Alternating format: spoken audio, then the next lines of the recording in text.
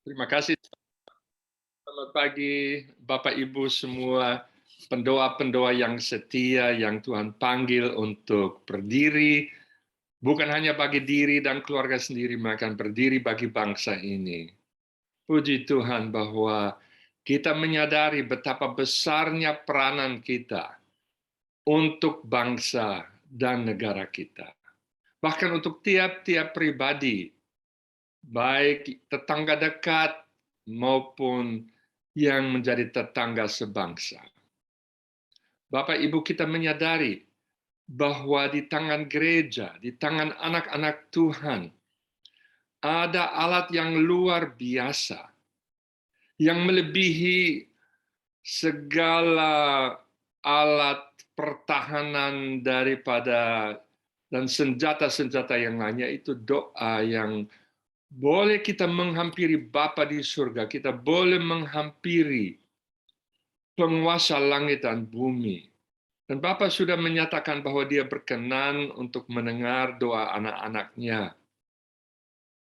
Dan tentu berkat yang terbesar yang dibutuhkan oleh tiap-tiap orang di negara kita ialah untuk mengenal Tuhan Yesus Kristus. Kalau Tuhan Yesus sudah dikenal, kalau Tuhan Yesus bahkan masuk ke dalam hati tiap-tiap orang, maka akan terjadi perubahan yang tidak bisa kita duga, perubahan yang mendalam, perubahan yang akan merambat kepada semua bidang kehidupan. Itulah yang kita rindukan bersama. Maka pada pagi ini, tema saya ialah selaras dengan tekanan Bapak Ibu semua, yaitu tentang doa misi secara efektif.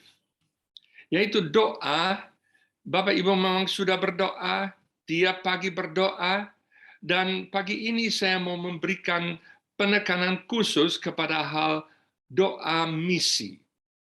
Bagaimana kita bisa berdoa untuk suku-suku, untuk masyarakat di negara kita dan di mana saja yang belum mengenal Tuhan. Tentu saja Bapak Ibu tidak baru pertama kali berdoa untuk orang lain, sudah lama sekali. Tapi saya hanya ingin kalau boleh menambahkan kayu di api, saya boleh menambahkan minyak di api ini supaya kita boleh berdoa dengan dengan lebih semangat dan lebih kuat lagi. Ada satu firman Tuhan yang ingin saya share pada pagi ini, yaitu firman Tuhan dari 1 Timotius 2 ayat 1 sampai dengan 8. Dan saya akan langsung masuk ke dalam pusat daripada ayat-ayat ini, yaitu pusat ayat-ayat ini ialah ayat 3 dan 4 yang di-highlight dengan kuning di sini. Yaitu Allah juru selamat kita. Ya, dialah memang juru selamat kita. Dia juru selamat semua orang yang sudah menerima dia, yang menikmati keselamatannya. Tapi perhatikan ayat 4. Yang mengendaki bagaimana kehendak Bapa, apa kerinduan Bapa, apa ada di hati Bapa. Kehendakan ada di hati, yang mengendaki supaya semua orang diselamatkan. Semua orang. Dan memperoleh pengetahuan akan kebenaran. Semua, tanpa kecuali. Dari semua suku. Dari semua keluarga dan klan. Dan perhatikan bahwa dalam bagian firman Tuhan ini yang akan kita lihat lebih dalam lagi sebentar, ada berkali-kali disebutkan kata semua. Ayat 1, semua orang. Kedua, semua pembesar. Kemudian ayat 4 tadi, supaya semua orang diselamatkan. Ayat 5, Yesus menjadi pengantara antara Allah dan manusia, maksudnya tentu umat manusia.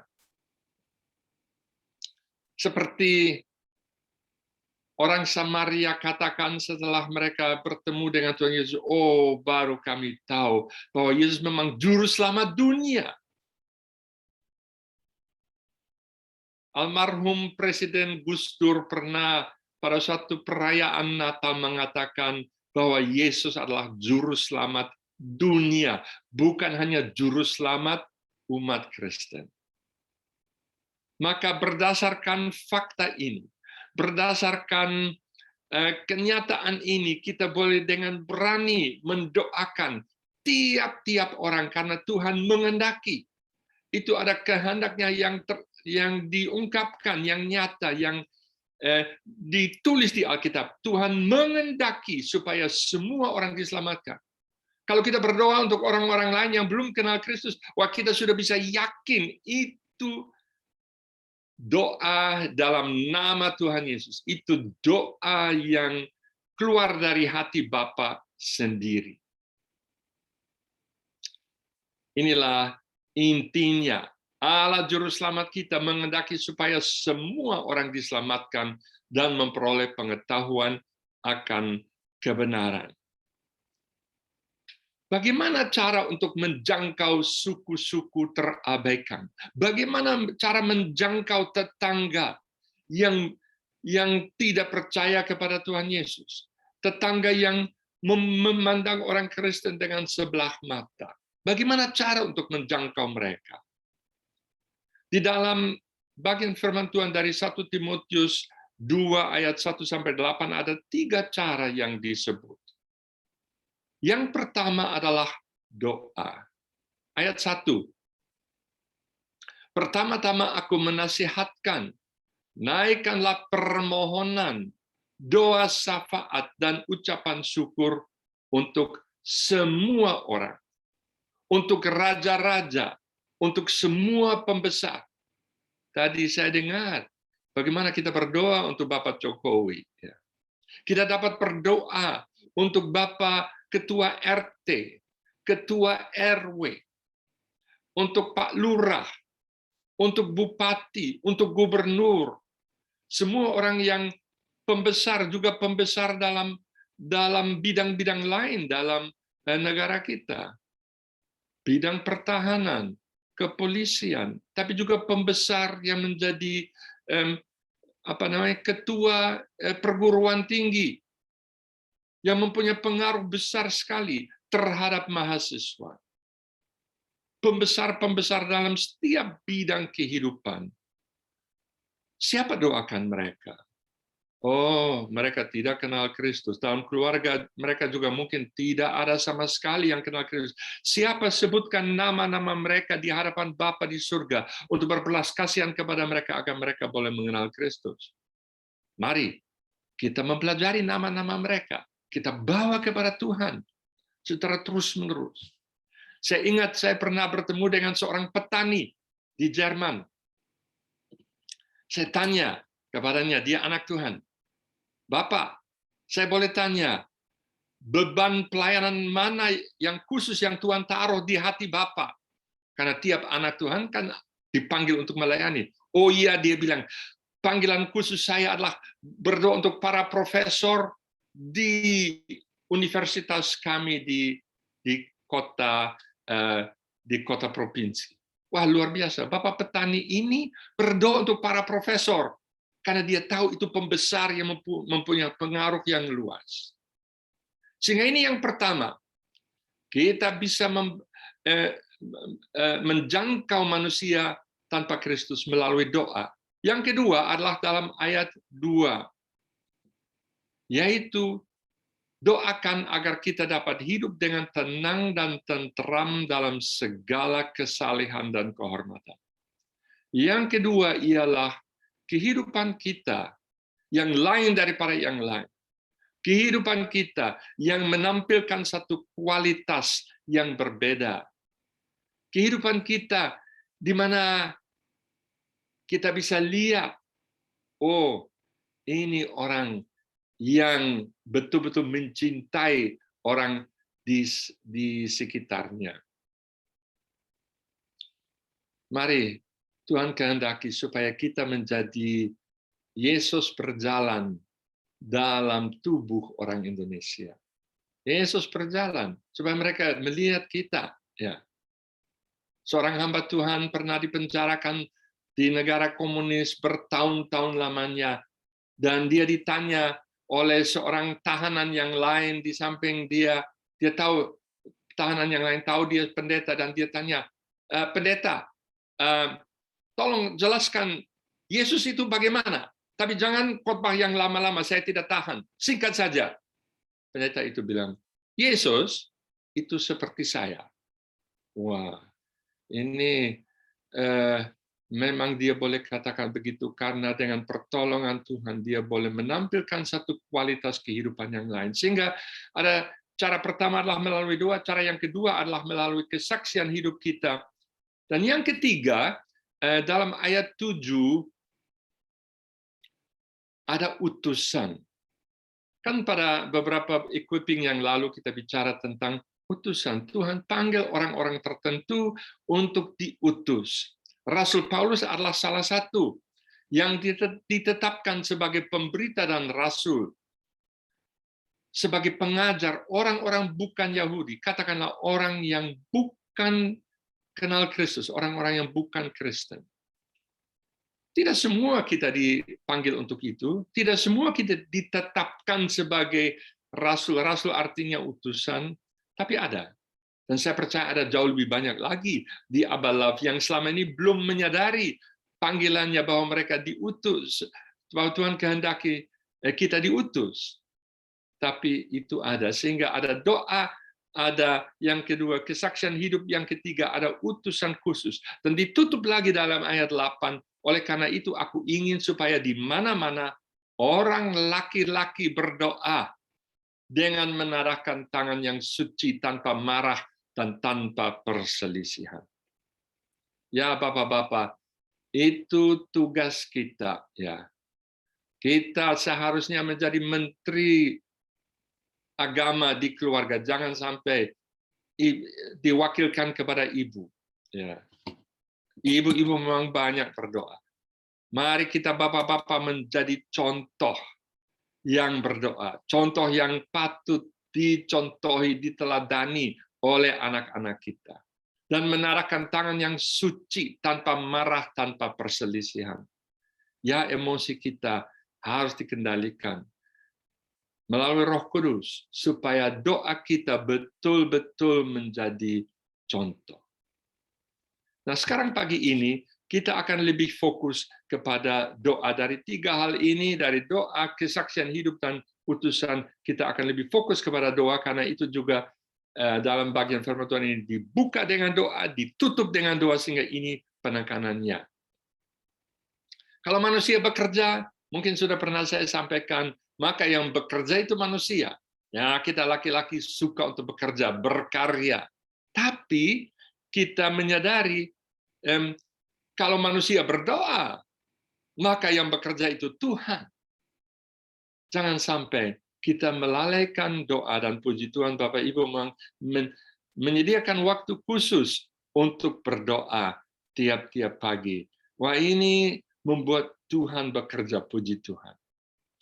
Nah, sekarang bagaimana kita berdoa untuk suku Terabekan? Ada 5 pokok doa yang saya usulkan bisa kita pakai untuk tetangga dekat, untuk orang yang jauh, untuk suku, untuk RT, RW, untuk siapa saja, 5 pokok doa. Secara singkat. Pokok doa yang pertama ialah pandanglah Tuhan yang berdaulat penuh, sembah dan puji Dia. Bapak Ibu, sebelum kita membawa permintaan, sebelum kita membawa permohonan, kita perlu menyembah dan memuliakan Tuhan. Mengapa? Karena mungkin sudah kita mencoba bertahun-tahun lamanya supaya tetangga kita menjadi tertarik dengan Injil, supaya dia percaya, tapi dia belum ada tanda-tandanya. Oh, kita bisa putus asa, kita bisa kecewa, kita bisa katakan, ya tidak usah, sudah.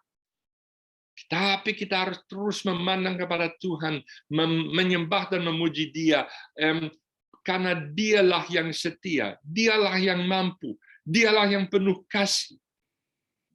Kita meyakinkan diri kita dengan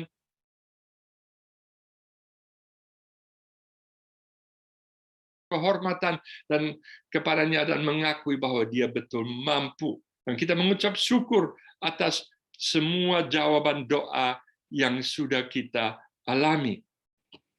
Dan kita berpegang pada janji-janjinya yang istimewa. Janji-janji doa itu sangat penting.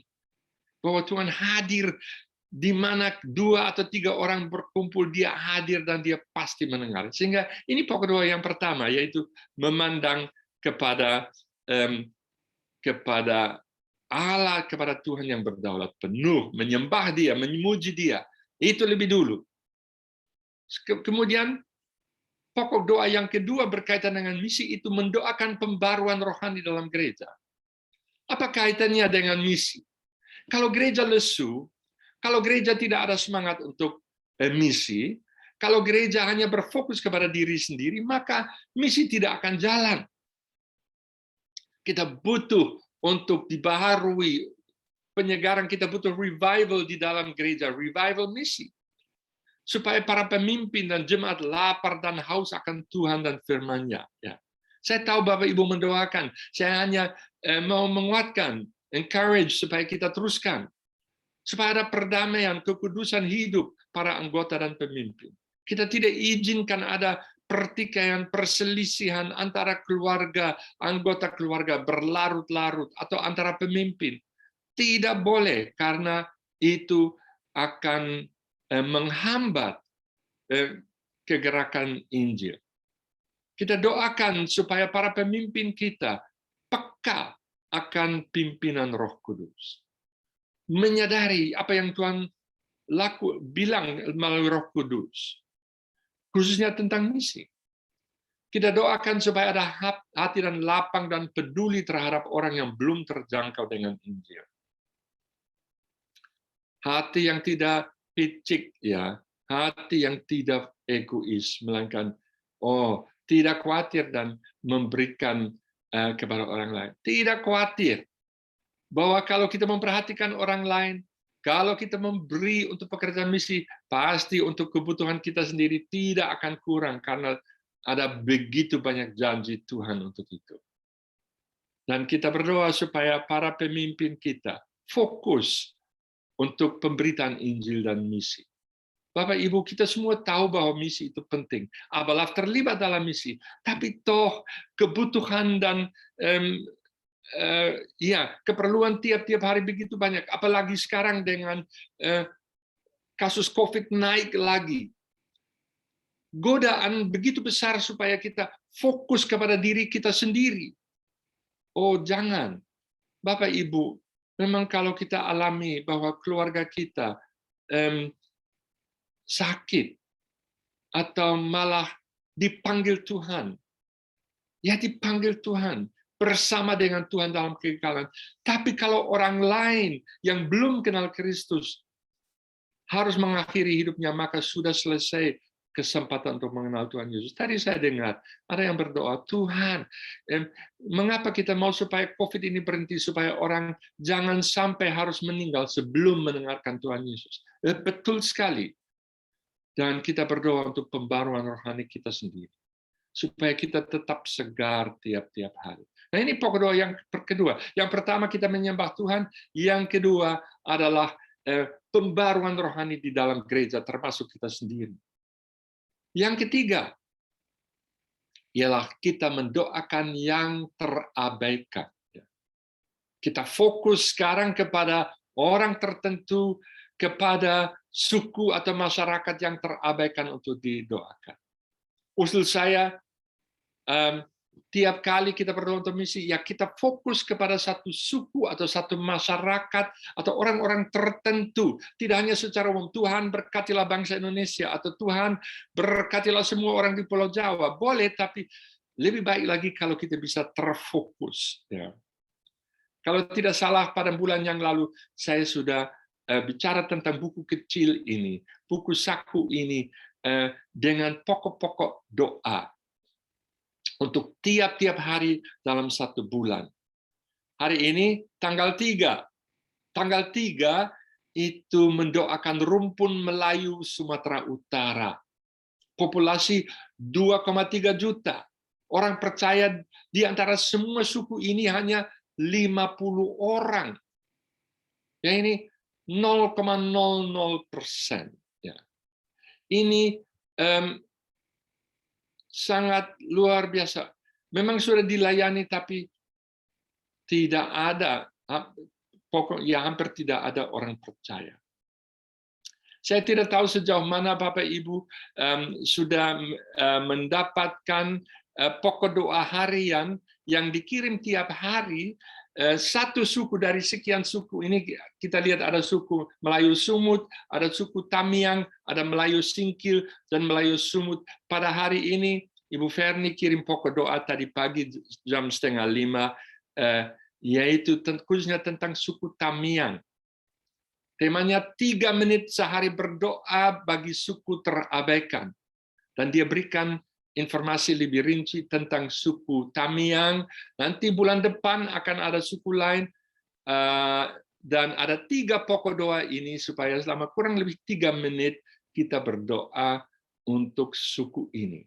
Kalau Bapak Ibu ingin mendapatkan ini, bisa berhubungan dengan Pak Untung, dan beliau akan memberikan nomor WA dari Ibu Ferni yang tiap hari mengirim pokok doa untuk salah satu suku yang terabaikan seperti ini. Ini bayangkan suku Tamiang, mungkin kita belum pernah dengar nama suku Tamiang. Orang percaya tidak ada, 0, sama sekali tidak ada. Sehingga kita pilih salah satu suku. Kemudian sekarang bagaimana kita berdoa bagi mereka? Nah, ini saya usulkan beberapa pokok doa yang bisa dipakai untuk suku apa saja, untuk orang siapa saja. Nanti kalau sudah selesai ini bisa screenshot, ya. Nah, kita berdoa pertama agar Roh Kudus mempersiapkan hati dan pikiran mereka.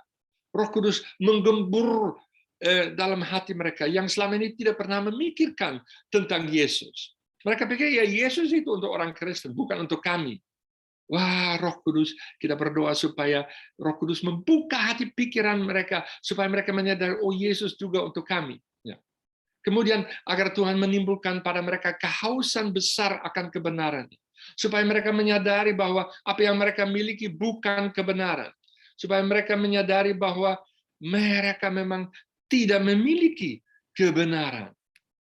Agar orang di pemerintahan, masyarakat, bisnis, dan sains dapat berjumpa dengan Injil, berjumpa dengan orang-orang lain, dengan pebisnis yang lain, dengan bupati yang lain, dengan presiden yang lain, yang percaya kepada Tuhan Yesus yang memberikan kesaksian kepada mereka.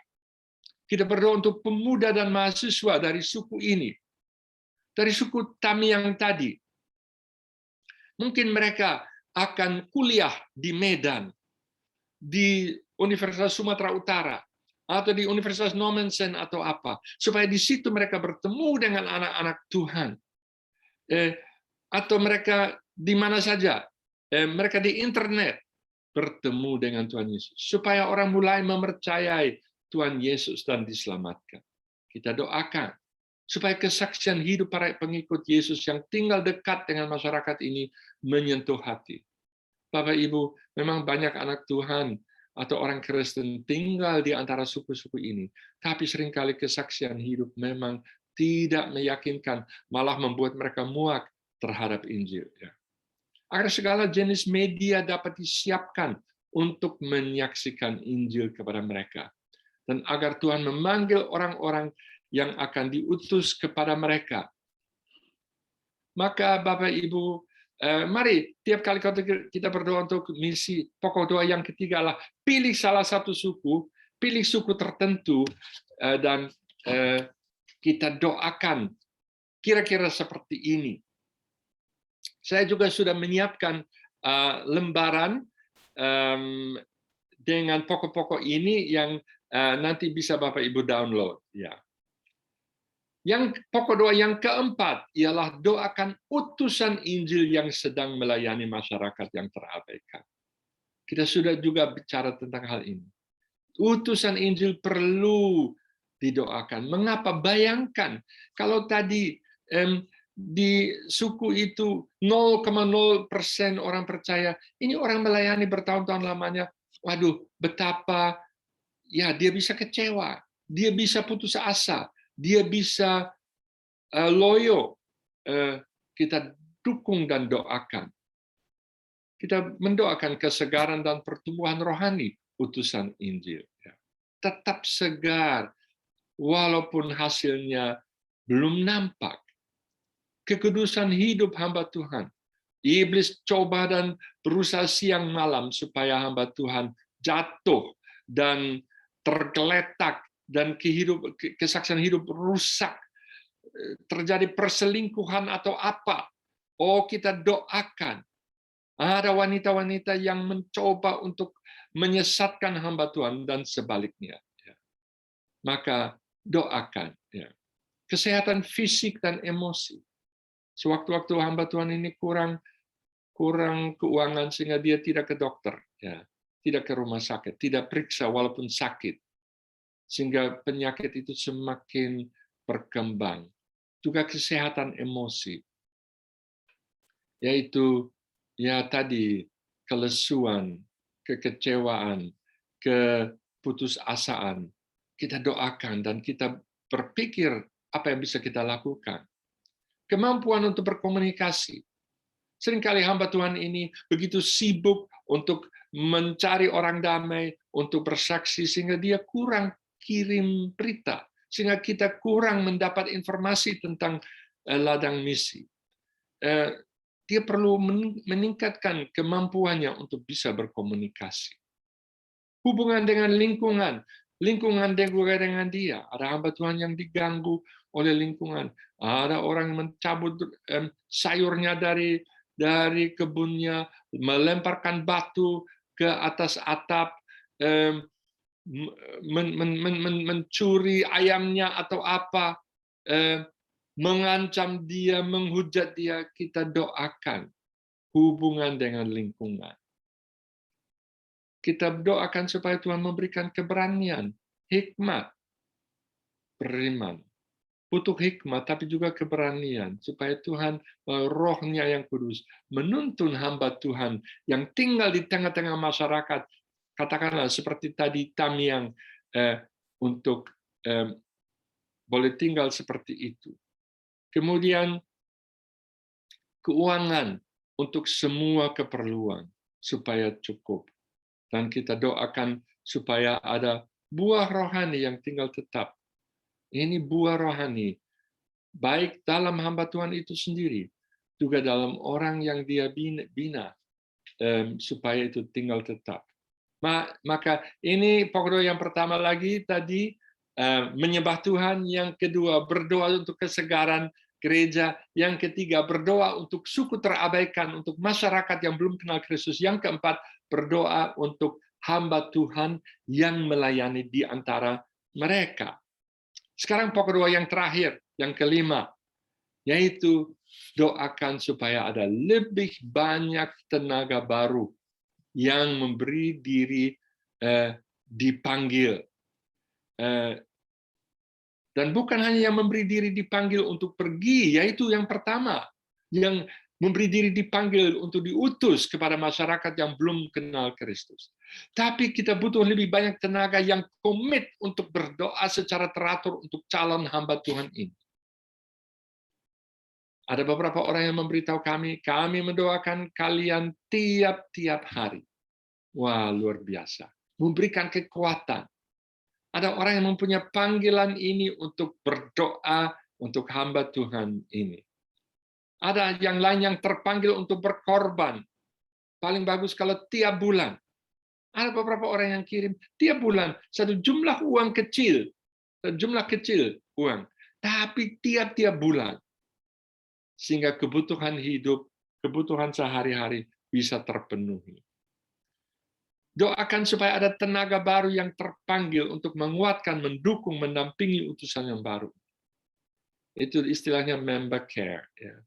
Yang care, yang perhatian kepada hamba Tuhan ini. Dan bahkan mengunjungi hamba Tuhan, sekarang belum bisa, belum bisa. Tapi nanti kalau COVID sudah lewat, hamba Tuhan dikunjungi, hamba Tuhan disambangi, dan kita berdoa bersama dengan dia. Kita menanyakan dia bagaimana pengalaman Bapak Ibu selama ini. Sehingga ini 5 pokok doa ini. Bapak Ibu, doa kita sangat besar khasiatnya, sangat besar kuasanya. Doamu mengubah dunia. Ini buku yang diterbitkan beberapa tahun yang lalu untuk anak-anak mendoakan negara-negara di dunia ini. Dan ini judulnya buku itu, yaitu Doamu Mengubah Dunia. Percayalah, mengubah, walaupun kita belum lihat, tapi di balik layar Tuhan sedang bekerja. Karena ini janjinya. Lagi aku berkata kepadamu, jika 2 orang daripadamu di dunia ini sepakat meminta apapun juga, permintaan mereka itu akan dikabulkan oleh Bapakku yang di surga. Ini janji. Berdasarkan janji ini, kita berdoa. Nah, ini 5 poinnya lagi. Kita mulai dengan menyembah dan puji Tuhan. Kita mendoakan pembaruan gereja. Kita mendoakan yang terabaikan. Kita doakan utusan Injil yang sedang melayani masyarakat yang terabaikan. Dan kita doakan supaya ada lebih banyak tenaga baru yang akan diutus, yang akan berdoa, yang akan berkorban, yang akan menguatkan dan mengunjungi. Ya Bapak Ibu, ini untuk pagi ini menjadi penekanan tentang doa misi yang efektif. Dan di chat room ini, saya sekarang taruh sebentar, saya taruh file yang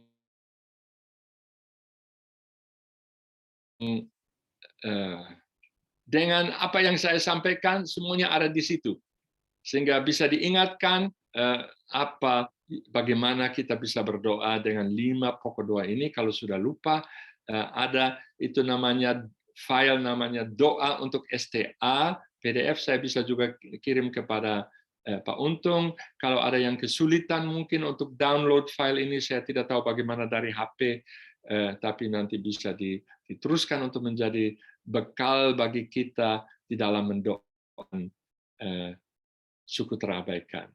Ya, sekian, terima kasih. Oke, Pak Buker. Terima kasih, Pak Buker. Kita diingatkan kembali, kita disegarkan bagaimana cara berdoa yang benar ya. Nah, Bapak, Ibu, Saudara, kalau ada yang mau ditanyakan, silakan. Silakan, sekarang sudah bisa buka mic-nya dan boleh Saudara bertanya secara langsung ataupun Bapak Ibu bisa juga tuliskan di chat ya, silakan.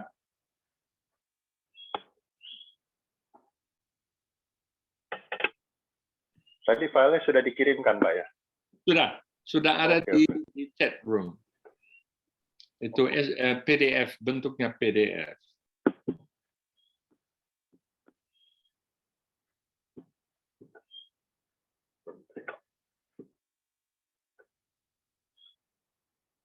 Ada Bapak Ibu Saudara yang mau bertanya, silakan. Saya kira yang hari-hari ini kita lupa doakan itu mendoakan tenaga-tenaga baru, Pak Buker. Saya juga lupa nih berdoa minta supaya ada orang utusan-utusan baru juga, pendoa-pendoa baru juga ya. Terutama utusan-utusan baru nih, saya udah berapa lama ini lupa doakan ini. Ya, ini permintaan itu pokok doa yang Tuhan Yesus sediakan kan? Ya. Pekerja-pekerja ya. Jadi doakan, minta kepada Bapa. Nah ini sewaktu-waktu mungkin kita mau suruh orang, kamu yang pergi, tapi bukan begitu caranya. Melainkan berdoa kepada Bapa supaya Bapa yang mengutus, karena nanti dia akan menghadapi situasi yang berat, yang kita tidak bisa mendampingi dia mungkin di situ. Tapi kalau diutus oleh Bapa, wah ini ampuh, ini akan sangat kuat dan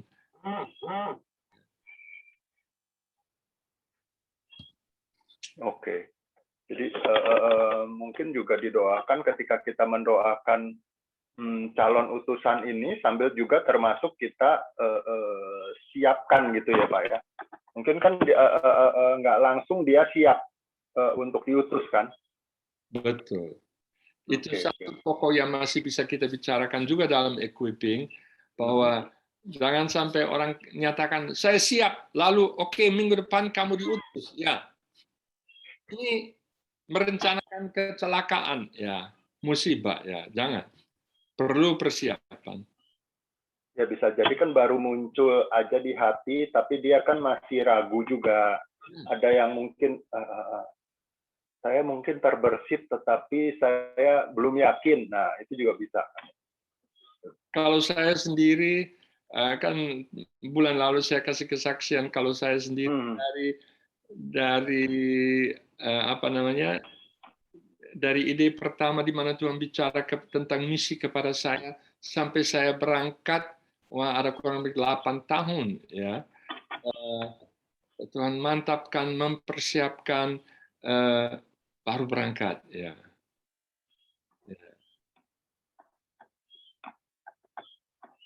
Ya. Jadi mungkin hari-hari ini kita mesti banyak berdoa dulu. Kalau enggak ini nggak bangkit-bangkit ini utusan misi ini. Kalau kita nggak mulai berdoa ya. Saya boleh usul Bapak Ibu, kalau kita berdoa atau persekutuan doa, selalu ada bagian misi dalam persekutuan doa itu. Ya. Selalu ada bagian misi, supaya jangan sampai doa hanya berputar kepada kita, melainkan kita saling mengingatkan, oh iya, kita terpanggil untuk mendoakan misi.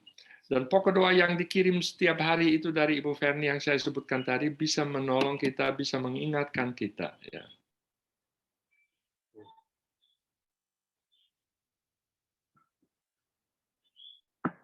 Bapak Ibu bagaimana bisa ini menanggapi apa yang Bapak Ibu rasakan hari-hari ini? Apakah selama ini Bapak Ibu sudah berdoa buat misi? Apakah Bapak Ibu selama ini kesulitan berdoa buat misi? Ya, nggak apa-apa, silahkan.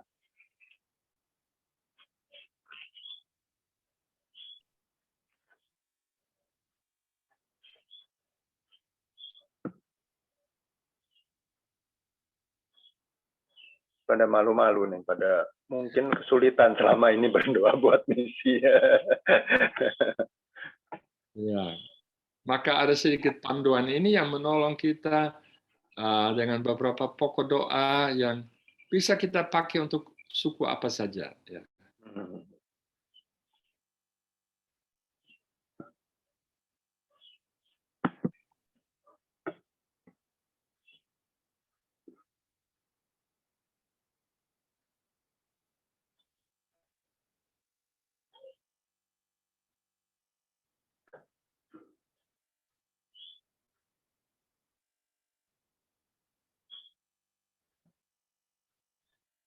Pak Buker, yang yang satu apa satu Timotius 2 tadi kan, Ya. berdoa buat pembesar-besar pemerintah itu ada di mana? Di nomor berapa tadi, Pak Buker?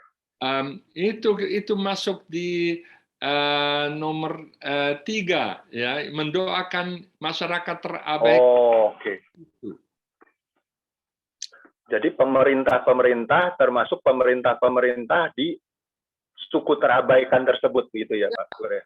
Ya, nah ini ya kita bisa doakan makro Indonesia, yaitu dari presiden, para menteri, tapi kita juga bisa doakan dari provinsi dan dari kabupaten, dari kelurahan, dari rukun warga dan rukun tetangga. Ya, para pemerintahan di situ. Saya pernah membuat penelitian setiap kecamatan di Indonesia, nama kecamatan itu dan berapa orang Kristen di sana. Sekarang sayang sekali sudah tidak diterbitkan lagi oleh pemerintah. Tapi ini satu panduan doa untuk kita mendoakan tiap-tiap kecamatan di Indonesia, ya. Sehingga ya di mana kita tinggal saja, di situ bisa kita lakukan. Ya, artinya kita mulai dari, oke. Mulai minimal kita mulai dari area kita masing-masing dulu ya. Ya. Hmm. Dan melalui pokok doa yang dikirim atau melalui buku kecil itu kita bisa diperkenalkan kepada daerah yang kita tidak pernah pikirkan, ya, yang kita tidak tahu, ya, karena negara kita begitu besar sekali, ya, dan kebutuhannya sangat besar. Dan kalau ada di antara kita yang sakit, ada di antara kita yang tidak bisa lagi keluar rumah, wah, ini bisa mendoakan hal ini, ya. Saya pernah bertemu dengan seorang bapak tua di Jerman, saya tidak tahu apa, saya pernah cerita dia. Tiap kali saya kunjungi beliau, dia hanya duduk di kursi karena dia lumpuh, dia tidak bisa keluar. Dia ceritakan kepada saya, Pak, tiap pagi saya jalan di desa kami dari ujung satu ke ujung ini. Saya bilang, bagaimana Bapak jalan? Oh iya, dia bilang, saya kenal orang di desa ini. Saya mulai di rumah itu mendoakan keluarga ini, lalu saya pindah ke tetangga, saya doakan keluarga ini. Itu kesibukan saya tiap-tiap hari. Wah, Bapak ini menjadi berkat besar bagi masyarakat karena dia sudah meyakini bahwa doa itu pelayanannya. Padahal dia tadi lumpuh, bukan? Atau gimana, Pak? Dia berjalan dalam doa. Oh, oke. Doa. Karena dia dulu waktu dia belum lumpuh, dia memang tinggal di desa itu sudah dari kecil sehingga dia hafal semua keluarga di desa itu. Ya. Nah, sekarang ini belum tentu pada kenal Ya. tetangga nih masalahnya. Tapi ya. kalau kita tinggal di apartemen, ya, kita bisa minta kepada resepsionis, tolong saya mau minta nama para satpam, ya, atau dari housekeeping, ya, namanya siapa, supaya didoakan, ya, kami doakan, dan memberikan bingkisan kecil kalau ya Idul Fitri atau Natal. Untuk mereka boleh diberkati, ya, tapi khususnya doa, ya. Minta nama-nama mereka, doakan. Ya, tadi dari uraian Pak Buker yang ayat 2 tadi juga saya juga baru kebayang bahwa hidup tenang dan tentram dalam segala kesalehan dan kehormatan itu pun bukan sekedar hidup damai ya, Pak Buker ya, tapi bagaimana kita dikenal sebagai orang yang penuh belas kasihan juga, mengasihi gitu ya, itu Pak Buker ya. Iya. Kita mempunyai kelimpahan dalam Bapa, dan walaupun kita kurang, tapi Bapa kan punya segala-galanya. Anytime dia bisa berikan kepada kita, maka kita salurkan. Tidak usah kikir, ya. Khawatir bahwa kita nanti kurang. Oh, Bapa begitu senang kalau kita menyalurkan, ya, dan orang lain akan diberkati, ya. Mereka tidak akan baca Alkitab, tapi mereka baca hidup kita tiap hari. Mereka perhatikan, ya. Nah, memang hari-hari ini kita yang bahaya adalah kita jadi fokus kepada diri sendiri, ya. dengan kondisi COVID ini, lalu kemudian masing-masing jadi tergoda dicobai untuk hanya fokus kepada diri sendiri, ya. Hanya fokus kepada keluarga sendiri, gitu ya. Ya. Iya, saya sebetulnya juga punya hobi tawar-menawar, ya. Mendapat semurah-murahnya, saya buang hobi itu, ya. Nggak usah. Dia butuh. Saya uang lebih banyak daripada dia. Sehingga hobi itu tidak usah. Melainkan, ya, kita memberi, dan walaupun itu hanya secara materi, tapi dia tahu kita anak Tuhan, dia tahu kita orang Kristen, dan itu akan berkesan kepadanya. Ya, biasanya hobi itu banyak ibu-ibu nih. Kayak kalau nggak nawar itu nggak nyaman gitu ya. Mesti ada nawarnya gitu ya. Iya, Nah, barangkali jadi kita walaupun sudah berhasil nawar, tapi kita tetap beri lebih gitu. betul. Ya, juga, ya. Termasuk katakanlah ketika kita kejadian sama istri saya, biasanya kadang-kadang pedagang di pasar itu kan salah hitung dia ya. Dia ketika itu dia salah kembalian. Nah, kita mesti tunjukkan bahwa kita jujur, kita memberi sesuai dengan ininya. Kadang-kadang ada kan nih kita harganya 40.000, lalu kemudian kita bayar 50.000, dia kembalikan 20.000 ya. Ada tuh yang kejadian seperti itu ya. Kita hidup di sini, di bumi ini.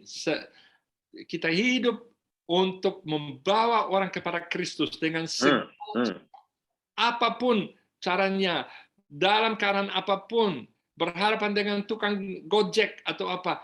Tujuan utama ialah membawa dia kepada Kristus. Saya sewaktu-waktu jengkel dengan sikap yang kurang senang dia, saya merasa kurang dihormati atau apa, saya mau kesal, saya mau kurang friendly kepada dia. Waduh, Tuhan tegur saya. Kamu tidak ada di Indonesia ini untuk diperlakukan dengan baik. Kamu ada di sini untuk memberkati orang lain. Ya, jangan kehilangan kesempatan untuk dia boleh mengenal sesuatu dari Tuhan Yesus lewat saya. Pak Bukar, ini ada yang mulai bertanya nih Pak Bukar. Gimana caranya kita bisa terus bersemangat berdoa untuk sekeliling kita dan suku terabaikan kalau kondisi keadaan sepertinya belum berubah gitu ya. Karena kadang kita menyerah dan berhenti berdoa bila keadaan belum berubah. Bagaimana menjaga semangatnya itu Pak Bukar? Ya, ini betul-betul memang itu bisa melelahkan semangat kalau kita tidak melihat perubahan. Ya, kami ibu dan saya mendoakan suku-suku terabaikan ini tiap hari. Saya waktu katakan ibu, aduh, kita sudah doakan beberapa tahun ini tidak ada perubahan. Saya mendapat berita dari seorang hamba Tuhan. Dia ceritakan bahwa bagaimana sudah ada kurang lebih 10 orang kontak, belum menyerahkan diri kepada Tuhan Yesus, tapi ada kontak. Ya. Dan sudah ada buah, walaupun memang dia belum sampai kepada pertobatan. Sehingga Bapak Ibu, Tuhan yakinlah bahwa Tuhan itu bekerja walaupun kita tidak melihat secara nyata atau kita tidak mendengar. Adik saya didoakan orang tua saya, dia 2 kali cerai, ya, jauh dari Tuhan, umur 50 lebih baru dia serahkan diri kepada Tuhan. Papa saya mendoakan adik saya tiap-tiap hari, 3 kali sehari, doakan dia. Tidak jemu-jemu. Apa yang memberikan kekuatan untuk terus berdoa? Itu janji-janji doa. Maka tadi dalam presentasi saya berikan janji doa 1. Bapak Ibu bisa dalam membaca Alkitab, saya usulkan kalau ada janji berkaitan dengan doa, catat itu. Baca itu lagi. Karena begitu banyak janji bahwa Tuhan itu akan mendengar dan bahwa itu Tuhan mendengar. Nah, di situ iman kita ditantang ya. Saya betul Bapak Ibu, siapa yang bertanya di situ? Betul itu satu godaan, satu cobaan. Mengapa saya tidak melihat hasilnya? Nah, ini kita lebih meyakini kebenaran firman Tuhan daripada perasaan kita ya. Kita mau terus setia, walaupun saya belum melihatnya. Tapi pasti ada sesuatu yang terjadi. Saya teringat Bapak Ibu tentang Daniel. Daniel berdoa untuk bangsanya. Tidak terjadi apa-apa. Setelah 3 minggu, setelah 21 hari, malaikat datang kepada Daniel mengatakan, sejak hari pertama di mana kamu berdoa, aku mau datang, kata malaikat itu. Tapi aku terhalang karena malaikat, ya orang jahat, bukan orang jahat, roh jahat dari Persia dan lain, aku terhalang. Sehingga dari hari pertama di mana kamu berdoa, aku mau datang. 3 minggu dia berdoa. Mungkin Bapak Ibu sudah berdoa 3 tahun. Doa itu didengar. Terjadi sesuatu di surga, walaupun kita belum melihatnya. Sehingga jangan percaya bahwa itu sia-sia. Oh no, itu tidak sia-sia.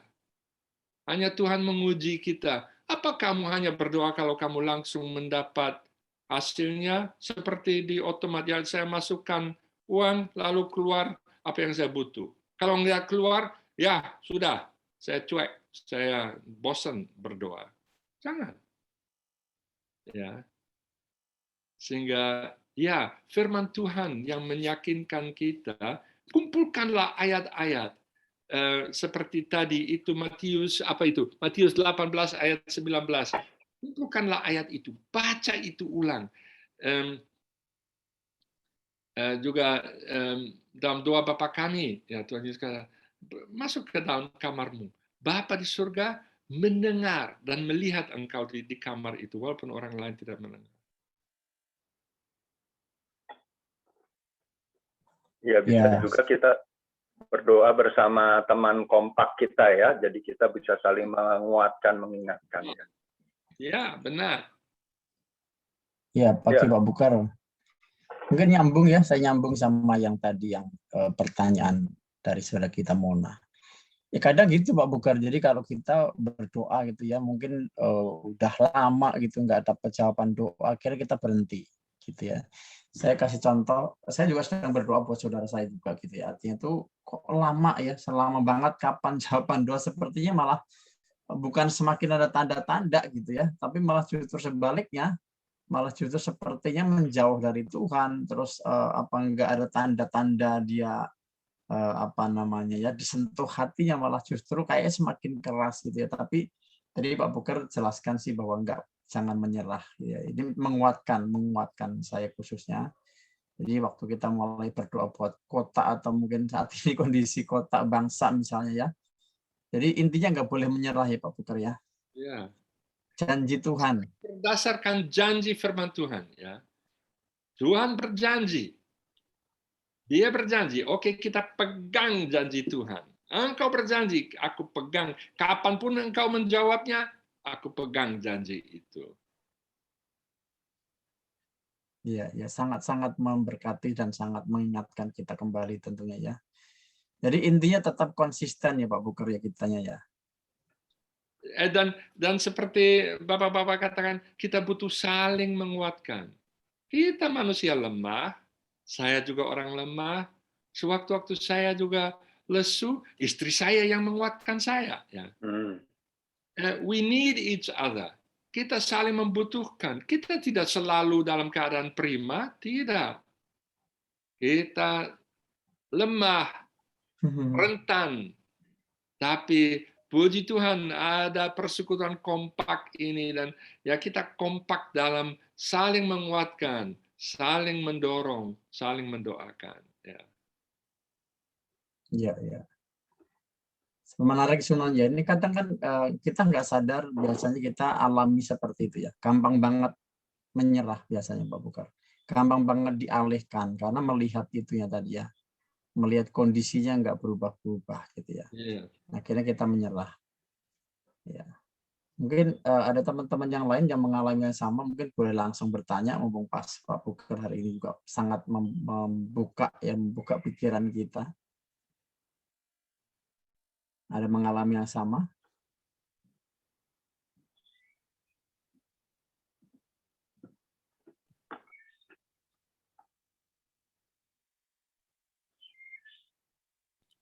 Pak Bukar, Ya, Kalau kondisi sekarang ya Pak Buker ya, sebetulnya kan kondisi sekarang ini orang banyak banget dialihkan fokus dengan lebih ke ini lebih ke karena COVID ini ya, karena COVID. Tapi ada pertanyaan. Tapi justru saya kemarin mendengar ya lewat COVID ini justru orang malah sekarang gampang kenal Tuhan gitu ya.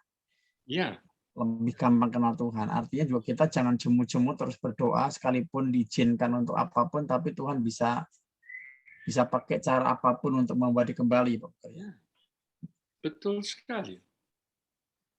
Bahwa untuk kita anak-anak Tuhan, COVID ini lebih banyak kesempatan daripada Iya. ancaman. Tuhan pakai itu. Sekarang kan itu kebaktian online di mana-mana. Ya.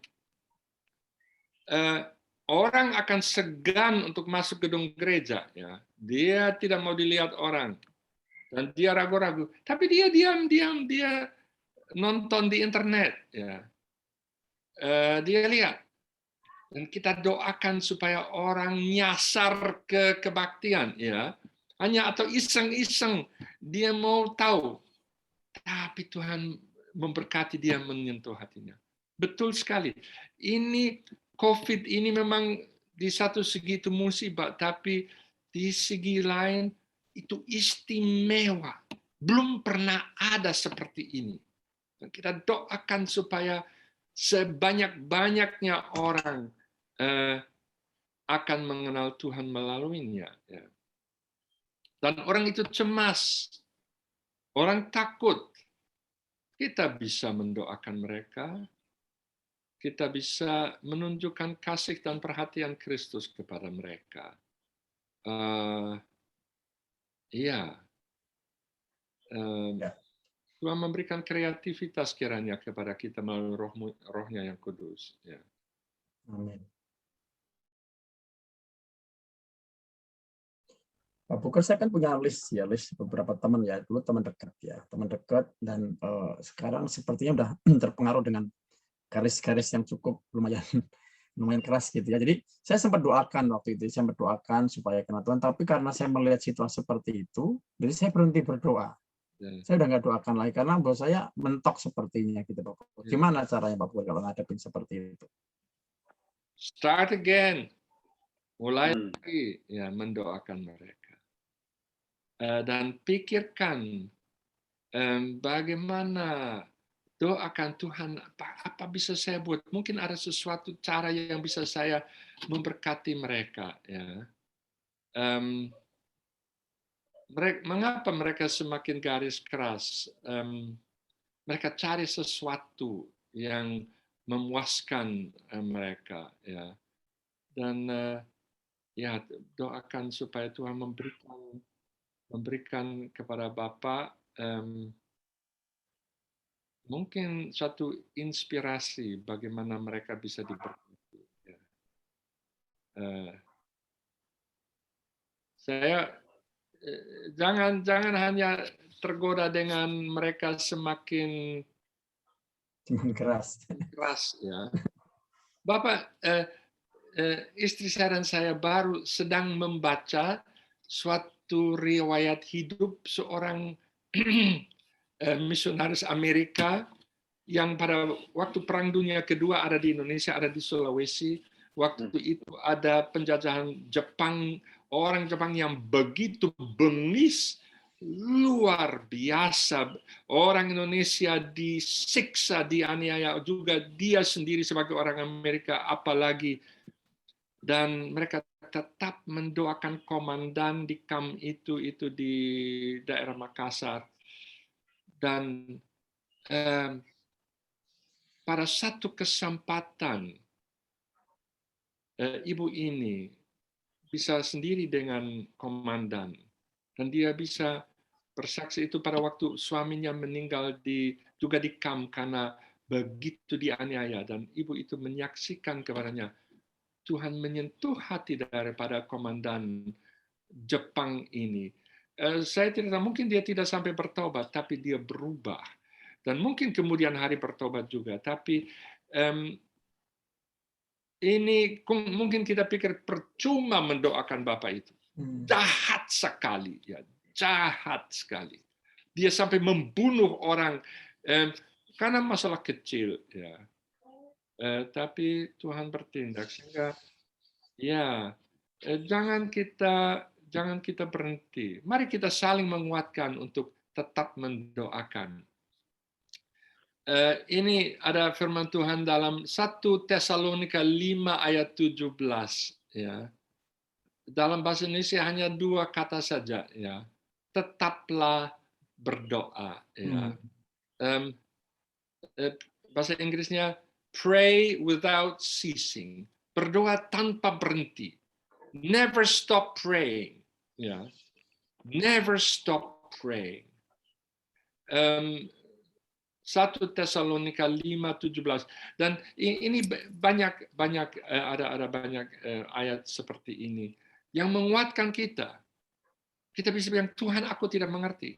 Tuhan, aku putus asa. Aku sudah tidak semangat lagi berdoa, tapi karena Engkau katakan, aku berdoa terus. Ya, aku berdoa saja karena Engkau katakan. Nah, Bapak, ya, Bapak mendengar, Bapak lihat hati kita. Artinya orang-orang yang dengan garis keras itu pun, biar bagaimanapun ada hati nurani yang bisa digerakkan oleh Tuhan untuk menyentuh mereka, ya. Iya, Pak. Itu hanya kulit saja. Hmm. Kita tidak tahu apa yang ada dalam hati. Mungkin justru dia sudah ragu-ragu. Seperti orang Jepang itu, mereka ragu-ragu bahwa kok para dewannya tidak bisa menolong. Ya. Ada orang Jepang Perang Dunia Kedua yang justru bertobat karena ya dibilang kami menyembah akan arwah nenek moyang kita, toh mereka tidak bisa menolong kita, toh kita kalah di perang. Ya. Sehingga di luar kulitnya keras sekali, tapi di dalamnya kropos. Ya. Sehingga kita jangan tergoda karena kulit keras. Maka kita terus kirim peluru kasih ke arah hati mereka. Ya. Mungkin justru ketika mereka melakukan kekerasan itu, mereka merasakan bahwa ya hati nuraninya itu malah justru berbicara ketika mereka melakukan suatu kekerasan. Jadi ketika itu mereka tidak mendapatkan kepuasan seperti yang dijanjikan oleh apakah agama mereka ataupun apa yang mereka yakini. Justru disitulah kesempatan itu justru datang ketika ketika mereka melakukan satu kekerasan kali ya. Bapak Ibu, kita tidak tahu apa yang Tuhan buat kalau kita berdoa. Kita berdoa satu hal bagi dia. Tuhan buat sesuatu, dia punya anak, dia punya istri, entah mengalami hal yang indah atau dia mengalami penyakit atau apa, kita tidak perlu mendoakan secara spesifik, tapi Tuhan bisa buat apa saja dalam hidupnya yang membuat dia mentok dan mencari sesuatu yang di luar daripada kemampuannya dan mungkin malah minta didoakan. Tuhan mempunyai 1001 cara untuk bertindak dengan orang itu. Sehingga berkatilah dia. Jangan tarik berkat dari dia. Berkatilah dia dengan doa. Dia butuh berkat lebih banyak daripada kita. Kita sudah diberkati. Kita sudah memiliki Roh Kudus. Kita sudah memiliki keselamatan. Dia kosong, dia nol besar. Dia punya tidak punya apa-apa lagi. Kita berkati dia dengan doa. Ya. Amin. Pagi Pak Buker. Pagi Ibu. Pagi Kak Untung, Kak Sunan.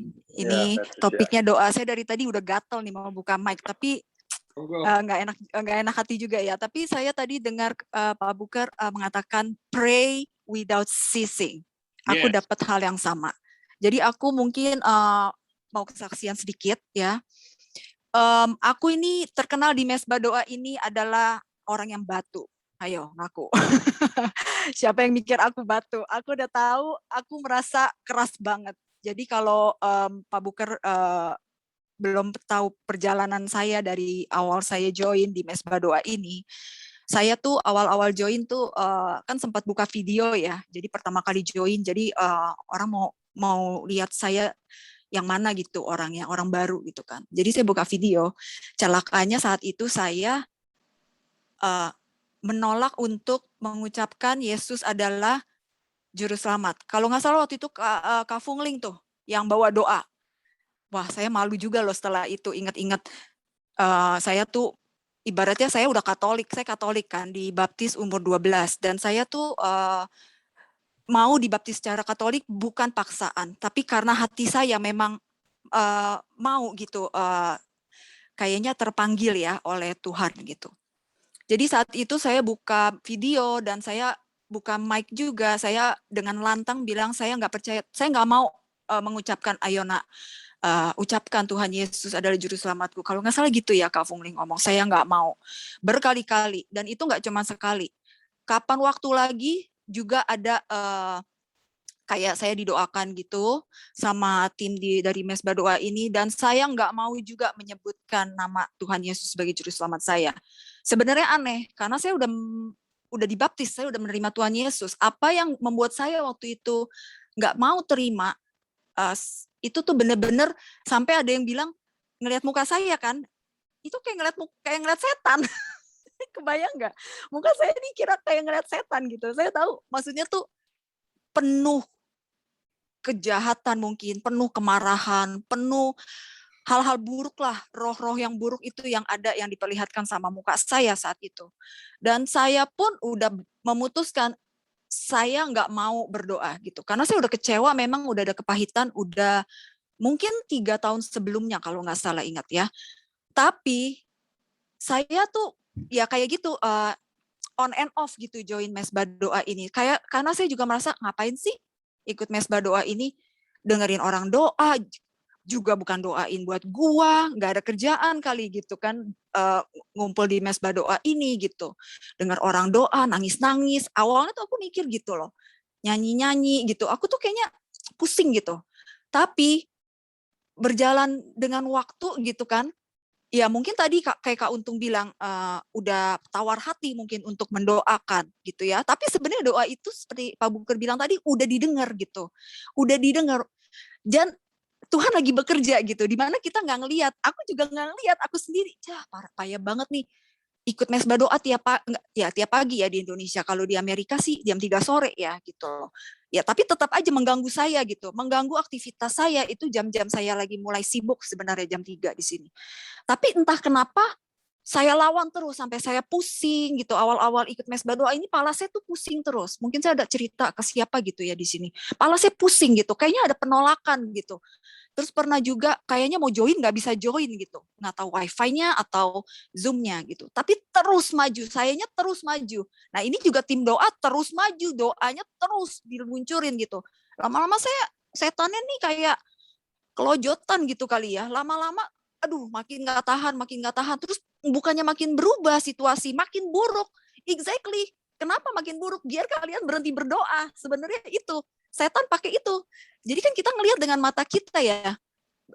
Lihat tuh nggak ada perubahan kan. Jadi juga bikin kita down yang doain itu. Akhirnya stop berdoa. Padahal sebenarnya tuh kuasa doa lagi terjadi. Gitu loh. Dan akhirnya setelah udah beberapa saat ya dari bulan Oktober ya, puji Tuhan gitu saya akhirnya bisa mengalami Tuhan kemarin tanggal 1 Juli, baru kemarin ya di Amerika kemarin gitu. Itu pun setelah saya puasa. Jadi saya yang tadinya nggak percaya, nggak mau menyebut Tuhan Yesus juru selamat saya yang tadinya nggak mau berdoa, udah 3-4 tahun kali saya nggak berdoa. Saya yang tadinya nggak percaya, apa itu puasa, buat apa saya puasa, saya mau makan enak gitu. Puasa kan nggak enak gitu. Terus udah gitu kan saya kan harus nggak cuma puasa nggak makan, tapi saya juga harus berdoa, saya harus menyembah Tuhan. Apa itu? Saya nggak pernah lakukan itu di Katolik. Dan saya belajar taat, berapa hari ini saya belajar taat. Dan entah kenapa saya bisa taat gitu ya. Saya yang seperti batu gitu akhirnya pecah gitu ya. Itu menurut saya tuh kekuatan doa. Jadi menurut saya yang hari ini, detik ini sekarang lagi ngomong, nggak akan ada kalau nggak ada orang-orang di tim Mesbah Doa ini yang dipakai Tuhan, udah dipersiapkan Tuhan. Jadi udah dituliskan riwayat hidup kalian bahwa kalian ini yang akan suatu ketika mendoakan saya supaya saya nggak tersesat gitu, supaya saya balik dari jalan saya yang salah. Ya, jadi kalau nggak ada kalian juga, saya nggak tahu ada di mana sekarang. Mungkin saya masih ada di dalam lembah kekelaman, saya masih ada di dalam kegelapan, dan saya mungkin akan jatuh lebih jauh, dan keluarga saya hancur, saya nggak tahu. Cuman saya mau percaya ini kuasa doa ini sudah terjadi dan akan menjadi lebih baik lagi. Puji Tuhan, saya mengamini itu gitu loh. Jadi benar tadi kata Pak Buker, pray without ceasing, karena itu yang aku lihat sih dari kemarin saya puasa, saya dikasih lihat kuasa doa kalian ini. Saya lagi ngomongin tim Mesbah Doa Kak Untung ini ya, specifically ya, karena itu yang saya lihat di vision puasa pagi hari ini, saya sebelum mengakhiri puasa saya berdoa, itu yang memang misi kalian tuh memang untuk mendoakan gitu, untuk menarik orang-orang tersesat kayak saya gitu ya, untuk balik lagi ke jalan Tuhan gitu loh. Jadi yes, itu message-nya, pray without ceasing. Aku nggak akan bagi kesaksian aku hari ini, mungkin nanti kalau ada kesempatan lain, tapi saya cuma mau meneguhkan apa kata Pak Buker, dan untuk mensupport saudara-saudari di Mesbah Doa Kak Untung ini untuk tetap semangat, pray without ceasing, never stop, karena itu yang setan mau kita stop, dan kalian nggak akan lihat aku, nggak akan ngelihat Patricia yang lainnya nanti yang akan balik ke jalan yang benar. Gitu aja Pak Buker, Kak Untung, Kak Sunan, thank you so much, God bless you all. Ibu Patricia, Tuhan Yesus memberkati, terus memberikan kekuatan dan kesukaan dalam berdoa. Amin, thank you Pak Buker. Ya, mungkin saya meneguhkan ya Pak Buker. Jadi dengan tadi Pak Buker sampaikan jangan berhenti berdoa gitu ya. Memang waktu kami tim melayani Patricia kan kebetulan beda cerita gitu ya. Awalnya memang cukup luar biasa untuk keras gitu ya. Ya Pak udah cerita. Tapi kalau hari ini berubah itu memang ya doa Pak Buker. Nah, yang saya percaya itu kuasa doa. Kita semua tim nggak nyangka kalau Patricia ubahkan sampai sedemikian gitu ya. Kalau kita lihat awal-awal gitu ya. Tapi memang itu ya kuasa Tuhan yang bekerja. Tuhan pasti menjawab lebih apa yang kita pikirkan. Nah, satu lagi pertanyaan saya gini Pak Buker.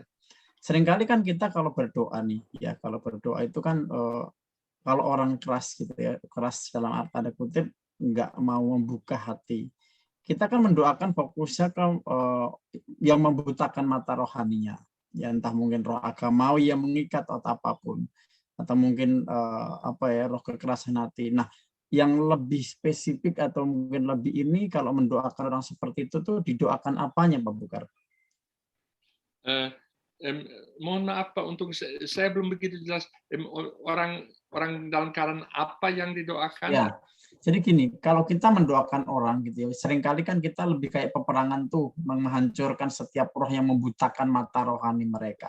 Yeah. Roh agamawi yang kita doakan supaya dihancurkan. Atau mungkin lebih spesifik yang lebih ini tuh mendoakan apa sih kalau mendoakan orang yang sedang kita doakan dan dalam kondisi orang yang cukup keras gitu ya. Kita cara berdoa itu mendoakan membuka, mengikat setiap roh yang membelenggu, atau ya sudah kita berdoa seperti biasa aja. Sebetulnya bagaimana Pak?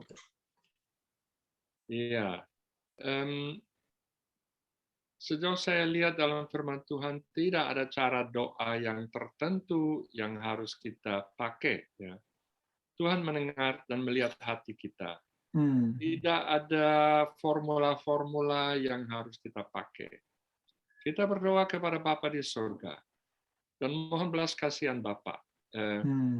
Dan dalam pelayanan terhadap orang yang kerasukan atau orang yang ya terikat dengan okultisme, kalau itu yang Bapak maksudkan dari dulu, sebenarnya yang paling penting adalah bahwa akhirnya kalau orang itu sendiri sudah bisa berdoa, bahwa orang itu sendiri yang menolak dan memutuskan segala hubungan dengan roh nenek moyang, dengan kuasa-kuasa kegelapan, dia pernah didoakan, pernah dibawa ke dukun, pernah dibawa ke kuburan atau apa, pernah mungkin mengikuti agama lain, bahwa dia sendiri sadar dan dia sendiri menolak Karena kalau orang pernah ditolong oleh kuasa-kuasa lain, maka orang tersebut sepertinya berhutang kepada kuasa itu.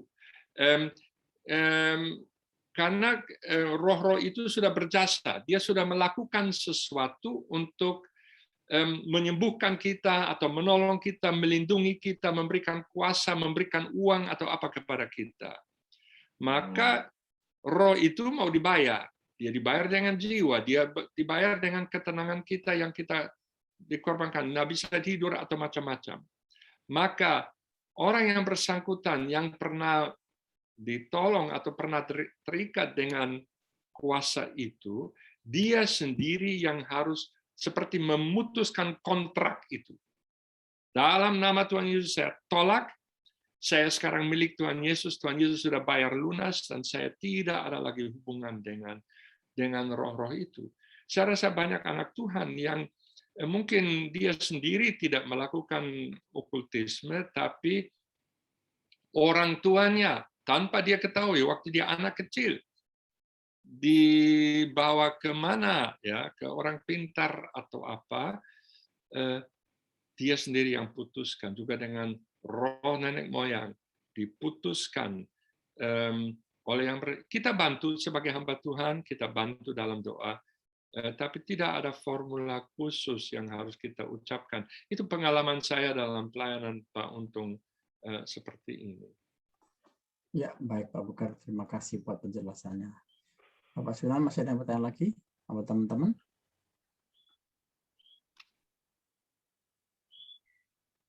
Belum ada lagi sih Mas Untung. Jadi betul-betul kita yang penting dapatin hati untuk berdoanya ya ini hari ini ya. Bukan masalah metodenya, tapi kita sudah minimal kita udah ada tuntunan untuk bagaimana kita berdoa buat misi, tetapi poinnya bukan masalah sekedar cara, tetapi hati Bapak ini kita mesti tangkap ya. Doa kita salah pun Bapak kita mengerti ya. Sebenarnya begitu ya. Betul Pak Bukar ya. Tapi Pak Bukar. Ya. Oke. Saya mau nanya Pak Bukar. Waktu saya pelayanan di rumah sakit itu, doain orang sakit di rumah sakit perlu doa puasa enggak? Kalau berdoa di kuburan boleh enggak? Terus ketiga itu kalau doa di rumah duka itu, doa di peti mati di depannya boleh enggak? Makasih Pak Bukar. Nah, masalah puasa, boleh saja kalau roh Tuhan mendorong kita ke arah itu, ya boleh. Tidak harus, tapi boleh. Lalu yang doa di peti mati, saya bertanya, yang didoakan apa Bu? Itu Bu Yeni ya? Iya, doa orang mati atau doa yang ditinggalkan Pak Bukar? Oh, yang didoakan adalah keluarga yang ditinggalkan. Iya. Ya, boleh di peti mati, boleh di rumah, di mana saja boleh ya. Itu no problem. Hanya kita tidak berdoa untuk yang meninggal itu, karena itu sudah ini sudah tidak lagi. Ya. Iya, dulu saya pelayanannya di itu rumah sakit, doain orang sakit, tapi kadang-kadang takut kebawa ke kita yang sakit itu gitu. Kalau nggak doa puasa ya Pak Bukar ya. Saya rasa itu tidak menjadi persyaratan Bu bahwa harus puasa ya. Tidak ada satu ketentuan seperti Bapak kita adalah Bapak, kita adalah anak, kita Bapak kita. Bapak kita. Dan kalau Bapak kita katakan kepada kita bahwa ini hal yang sungguh-sungguh engkau harus lebih fokus sungguh-sungguh untuk berdoa, maka kita lakukan. Tapi ini tidak persyaratan. Saya tidak lihat dalam firman Tuhan bahwa itu persyaratan bahwa kita tidak akan terlindung oleh Tuhan kalau kita tidak puasa. Itu saya tidak lihat itu dalam firman Tuhan. Ya. Oh iya. Makasih ya Pak Bukar. Tuhan berkati. Tuhan berkati. Bukan masalah di kuburan, bukan masalah di peti mati, Pak Bukar yang doain siapa gitu ya. Intinya bahwa orang yang sudah meninggal kita nggak perlu doakan. Gitu, Pak Bukar, ya. Maksudnya kalau di rumah duka Pak Untung. Ya. Ya, Kalau mungkin datang di rumah duka. yang ditinggalkan, yang didoakan. iya betul. Jadi mendoakan yang ditinggalkan ya Bu ya, bukan yang Iya. meninggal. Di Yang kuburan sudah pun meninggal, sama, kalau di kuburan juga terus kamu meninggal. mesiarah boleh, kan begitu ya. Cuman jangan mendoakan yang sudah meninggal, Ya. doakan keluarganya, yang Pak Bukar gitu, seperti itu. Ya itu maksud saya. Karena Ya. banyak orang ada juga yang berdoa di kuburan minta perlindungan seolah kepada roh orang mati, roh nenek moyang. Ya ini tidak boleh. Ini penyebab. Terima kasih Tuhan udah sampai kuburan. Ya. Terima kasih Pak. Terima kasih Pak Bukar. Puji Tuhan, Bu.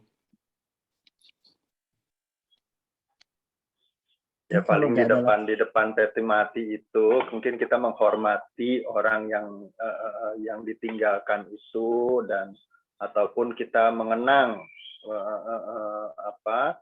kalau kita kenal orang yang meninggal itu juga kita mengenang saja, jangan didoakan lagi ya. Gitu ya. Saya kira Markus 16 ayat 17-18 ini juga hari ini meneguhkan Pak Bukar ya, bahwa ketika kita pergi memberitakan Injil atau melakukan satu pelayanan kepada justru kita dilindungi tanpa harus dikatakan doa puasa dan lebih dahulu ya. Benar, Pak. Ya. Oke. Saya kira cukup Pak Untung, Mas Untung ya. Ya, cukup. Pokoknya intinya jangan berhenti berdoa ya. Inti Amin. terus yang kita dapatkan itu, apapun situasi kondisi apapun, Bapak pasti mendengar. Kapan tinggal waktu Tuhan, Pak Bukar ya. Ya. Oke, kita akhiri ya Sunan ya, Pak Sunan ya. Iya. Pak Bukar kita selesaikan, nanti ketemu di bulan depan ya, masih bulan depan ya. Ya. Bulan depan minggu pertama. Ya. Dan kita berdoa terus untuk misi. Betul. Iya, nanti kita dengar kesaksian-kesaksian bagaimana apa mereka sudah mulai praktek. Ya. Ya. Baik. Terima kasih Pak Bukar. Thank you Terima kasih Pak banyak, Pak Bukar. Bukar. Thank you Kak Untung.